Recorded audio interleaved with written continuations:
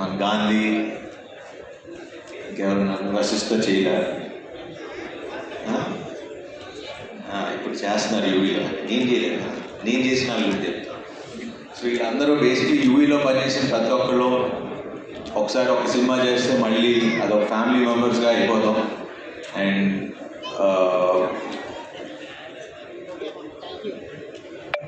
Basically నాకు UV it's very emotional journey. ఏదైనా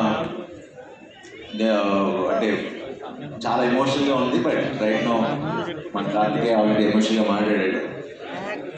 ఎక్కడ స్టార్ట్ చేయాలో అనేది టోటల్ కన్ఫ్యూజన్లో ఉన్నా. బట్ యా, సో ఈ సినిమాకి main hero first director Prashanth. తను ఏడీగా మా రణరాజరాని సినిమా చేశాడు.